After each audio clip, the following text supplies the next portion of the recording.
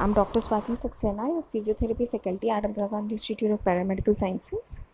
And हम सब जानते हैं कि हम लोग बर्न पढ़ रहे हैं, तो आगे हम अभी बर्न की डेफिनेशन पढ़ चुके हैं, एक क्लासिफिकेशन पढ़ चुके हैं एंड ना अब हम आज दूसरा इसका क्लासिफिकेशन पढ़ते हैं. तो let us see on the basis of etiology. मैंने बताया था पहला वाला जो हमारा क्लासिफिकेशन था वो that was on the basis of thickness, and अभी है जो वो है on the basis of aetiology, यानी कि उसके कॉज के ऊपर. तो जो most common causes of injury हैं वो इज़ बाय फायर, मतलब डायरेक्टली किसी बॉडी को या किसी के कपड़ों को आग पकड़ ले, by chemicals, by scalding, by electricity and by inhalation. तो पहला है फायर बर्न्स. तो इसको हम देखते हैं. These occur when the patient is caught by fire because the cloths ignite. The burns are often partial or full thickness. Flash flames tend to cause partial thickness burns. कहने का मतलब है कि जब कोई किसी आदमी को जैसे आप लोगों ने कई सारे डाउरी केसेस सुने होंगे कि लड़कियों को जला दिया जाता है डायरेक्टली, या कभी खाना बनाते समय या सिलेंडर फट जाने की वजह से जब ऐसे बड़े से इंसिडेंट से आग लगती है, तो जो ह्यूमन बीइंग ने कपड़े पहने हुए हैं वो कपड़े भी फायर कैच कर लेते हैं और उसकी वजह से बॉडी पे बर्न हो जाता है, जैसा कि आप इस फोटो में भी देख सकते हो. तो these are the fire burns जो डायरेक्टली फायर कॉट होने की वजह से होते हैं. नेक्स्ट हमारा आता है केमिकल बर्न्स. केमिकल बर्न का मतलब है कि कोई भी ऐसा बर्न जो कि अलग अलग केमिकल्स से हो, ऐसे केमिकल्स से जो कोरोसिव इन नेचर के हों, जैसे H2SO4 यानी कि sulphuric acid, HNO3 that is nitric acid. जब लैब में काम करते हैं या कुछ भी करते हैं और ऐसे केमिकल्स जो आग लगा सकते हैं, जिनसे हमारे हाथ पैरों में कोरोजन हो सकता है, हमारे हाथ पैरों में चोट लग सकती है, आग लग सकती है, उनको हम बोलते हैं केमिकल बर्न्स. ये फोटो में भी सामने दिख रहा है कि केमिकल से बर्न हुआ है. नेक्स्ट हमारा आता है स्काल्डिंग. स्काल्डिंग का मतलब है जब भी किसी हॉट ड्रिंक से, हॉट वाटर से या किसी भी गर्म चीज़ से अगर जलते हैं तो उसको हम बोलते हैं scalding. The most important thing of scalding is कोई गर्म फ्लूइड होना चाहिए, या फिर कोई पैन हो या कोई कैटल हो, ऐसी कोई भी गर्म चीज़ हो उससे जेकर हम चलते हैं उसको बोलते हैं scalding. Hot water is the most common cause of scalds. गर्म पानी अक्सर हमारे हाथों पर गिर जाता है खाना बनाते समय, या कुछ और भी गर्म पानी का यूज़ अगर हम करते हैं तब. It may be as a hot drink or by boiling fluid from a pan or kettle. Scalds are common in the elderly. जब कोई छोटा होता है या बहुत बड़ा नहीं होता है उस समय स्काल्स ज़्यादा कॉमन होते हैं. These burns will vary in depth related to the exposure of time. ये डिपेंड करता है कि जो स्काल्डिंग हुई है वो कितने टाइम के लिए हुई है, उसी के हिसाब से बर्न की डेप्थ पता चल सकती है. Next comes the electrical burn. Electrical burn की एक खास बात है, एक इसका स्टार्टिंग पॉइंट होता है जिसको हम एंट्री पॉइंट बोलते हैं, ये आप डायग्राम में भी देख सकते हो, और एक इसका एग्जिट पॉइंट होता है जहाँ से ये बाहर निकलता है.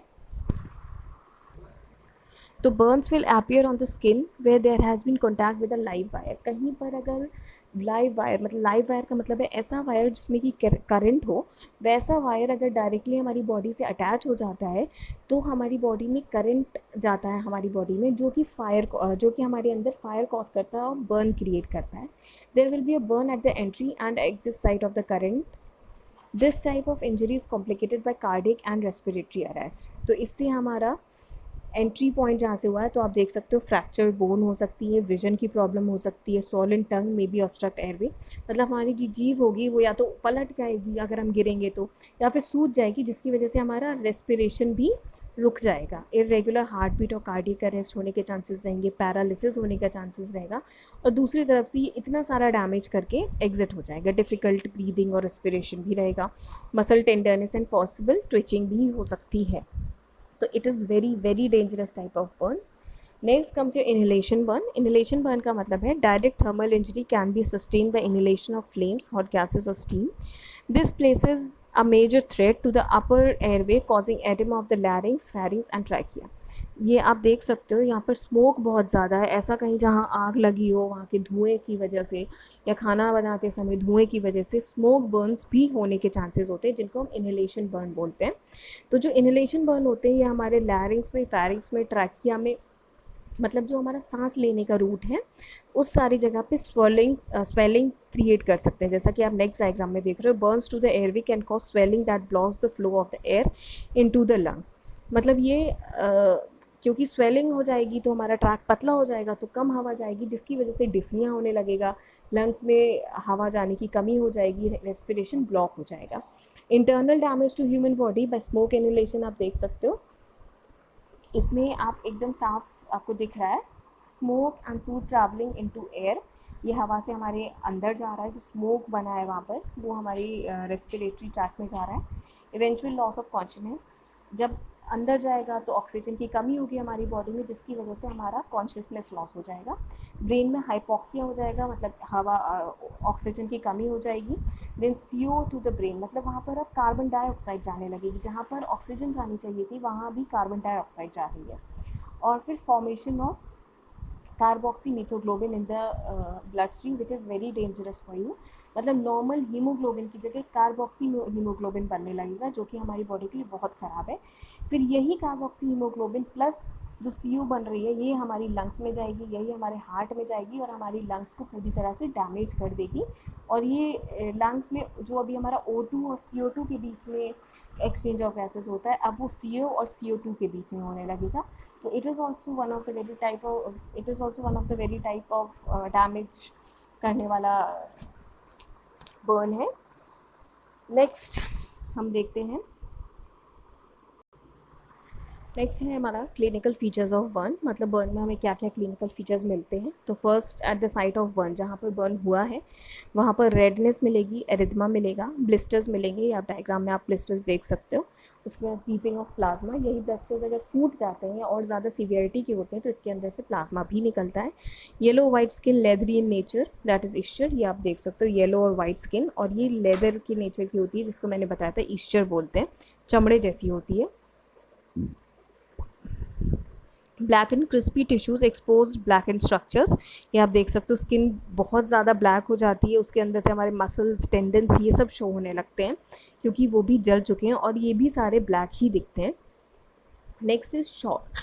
शॉक का मतलब है जब हमारी जो सर्कुलेटरी सिस्टम है, हमारा जो हार्ट का सिस्टम है, ये हमारे बॉडी के टिश्यूज़ को ऑक्सीजन पहुंचाने में नाकामयाब हो जाता है, क्योंकि ऑक्सीजन नहीं पहुंच रही है, न्यूट्रिएंट्स नहीं पहुंच रहे हैं, तो हमारा जो ब्रेन है और हमारी जो बॉडी है वो शॉक की कंडीशन में चली जाती है। और जो शॉक बर्न की वजह से होता है वो कम से कम 2 से 3 दिन तक रह सकता है, और अगर कोई एल्डर पर्सन है तो उसमें और ज़्यादा भी रह सकता है। There is loss of protein and electrolytes from the blood, क्योंकि ऑक्सीजन नहीं आ रही है, न्यूट्रिएंट्स नहीं आ रहे हैं, तो ब्लड में से प्रोटीन और इलेक्ट्रोलाइट्स की कमी हो जाएगी, और जो मेन चेंजेस हमको दिखाई देंगे वो होगा रिड्यूस प्लाज्मा वॉल्यूम, यानी कि हाइपोवॉल्यूमिया, ब्लड का वॉल्यूम कम हो जाएगा, जिसको हम हाइपोवॉल्यूमिया बोलते हैं। Increase ratio of red blood cells to plasma in the blood vessel, RBCs बढ़ जाएंगे, प्लाज्मा कम हो जाएगा, resulting in increase viscosity and swelling of the circulation.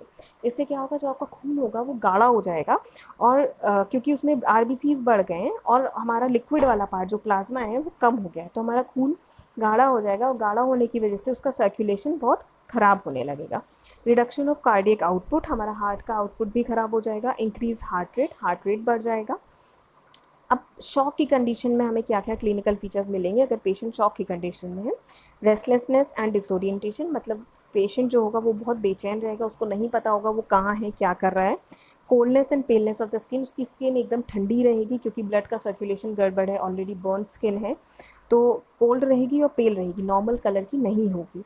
Then collapsed veins and rapid pulse उसकी बहुत ज़्यादा बढ़ी हुई होगी, और उसकी जो वेन्स होगी वो भी कोलैप्स हो जाएंगी। स्वेटिंग, थर्स्ट, हाइपोटेंशन का मतलब है डिक्रीज ब्लड प्रेशर। टेकिकार्डिया यानी increase heart rate. Rapid breathing later becoming gasping, वो बहुत ज़्यादा तेज़ सांस लेने लगेगा, और उसके बाद जब वो प्रॉपरली सांस नहीं ले पाएगा क्योंकि उसका रेस्पिरेशन ब्लॉक होगा, तो फिर वो गैस्पिंग करेगा, मुंह खोल के ज़बरदस्ती सांस भरने की कोशिश करेगा।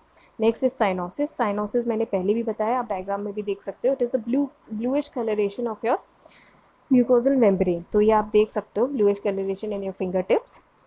फिर पोस्ट शॉक फेज, मतलब जब शॉक से बाहर आएगा पेशेंट, उसके बाद उसमें क्या क्या क्लिनिकल फीचर्स मिलेंगे। Separation of the burnt skin, that is eschar, मतलब जो उसकी बर्न स्किन है वो अब अलग होने लगेगी बॉडी से, ये आप देख सकते हो डायग्राम में, इसको हम बोलते हैं ईस्चर। और अगर यही काम हम सर्जिकली करेंगे तो इसको हम बोलेंगे escharectomy. Next is formation of scar, जहाँ पर ऐसी चोट लगी है जहाँ पर स्किन कंडेंस हो गई, कंप्रेस हो गई है, तो वहाँ पर स्कार्स बन जाएंगे। उसके बाद कॉन्ट्रैक्शन ऑफ स्कार टिश्यू होगा, जिसकी वजह से पेन होगा, क्योंकि सेंसरी नर्व्स भी कंप्रेस होंगी, उस सेंसरी नर्व की एंडिंग्स भी कंप्रेस होंगी। Then limitation of joint movement, क्योंकि स्किन की इलास्टिसिटी कम हो जाएगी और स्किन अनस्ट्रेचेबल हो जाएगी, तो जॉइंट मूवमेंट जो है वो लिमिटेड हो जाएगा, कम हो जाएगा। देन लॉस ऑफ फंक्शन, जैसे कि आपकी स्किन भी नहीं काम कर रही है, आपकी मसल्स भी ख़राब हो चुकी हैं, आपके जॉइंट्स भी ख़राब हो सके हैं, तो फंक्शन भी नहीं कर पाएगी आपकी बॉडी, और वो धीरे धीरे करके डिपेंडेंट हो जाएगी। और उसके बाद लास्ट में हो जाएगी आपकी जॉइंट डिफॉर्मिटी, मतलब आपका जो जॉइंट है मसल शॉर्टनिंग की वजह से या स्किन के ख़राब होने की वजह से, टेंडेंस के ख़राब होने की वजह से जॉइंट में डिफॉर्मिटी आ जाएगी, जैसा कि आप इस डायग्राम में देख सकते हो। अलग अलग तरह की जॉइंट डिफॉर्मिटी है अकॉर्डिंग टू द बर्न। ये डिपेंड करता है कि बर्न किस एरिया में हुआ है, कौन से जॉइंट के अराउंड हुआ है, उसी हिसाब से जॉइंट डिफॉर्मिटी होगी और कितनी सीवियरिटी का बर्न हुआ है। अगर बहुत ज़्यादा सीवियर बर्न है तभी ऐसी डिफॉर्मिटीज़ होती है, अगर थर्ड और फोर्थ ग्रेड का बर्न होता है, अदरवाइज डिफॉर्मिटीज़ नहीं होती उतनी जल्दी। तो here comes the end of this video, and आगे हम दूसरे वीडियोज़ में इसके बारे में और पढ़ेंगे। अगर कोई भी डाउट हो तो आप लोग पूछ सकते हो। Thank you.